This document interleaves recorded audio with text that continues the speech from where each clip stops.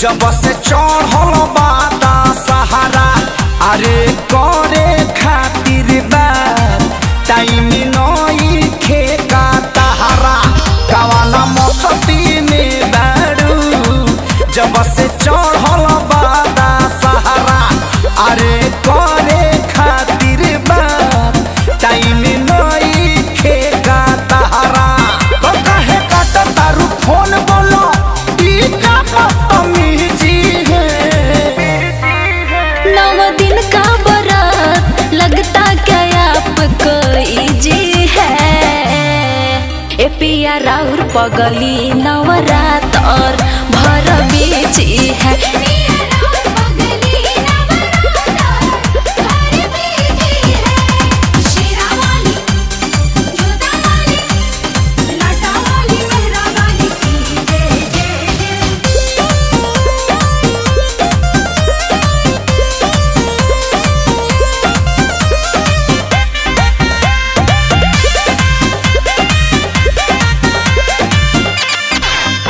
अरे जानो तानी रंगले बारू मन में भगती के रंग हो फुर्सत में कबो बात कहला अब करब नहीं तंग हो। रखले बानी घर में कलसा होता पूजा पाठ जी और नीक लगते ये पिया रहती रौरा जदी साथ जी।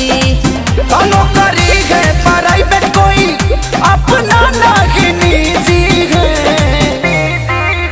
9 दिन का बरात लगता क्या आपको इजी है। ए पिया पिया राउर पगली नवरात और भर बीजी है।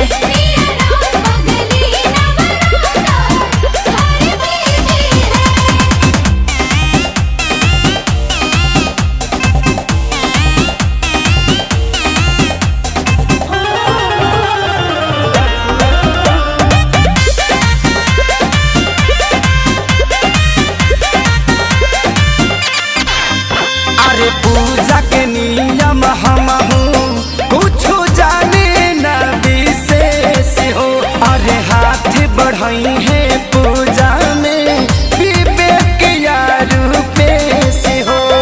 बानी हम अकेले ले घर के जिम्मेदारी दशहरा में दूर हरदम ए जी रहे नीखे सारी।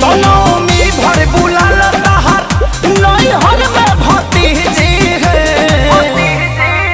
9 दिन का बरात लगता क्या आपको इजी है। ए पिया राउर पगली नवरात और भर बीची है।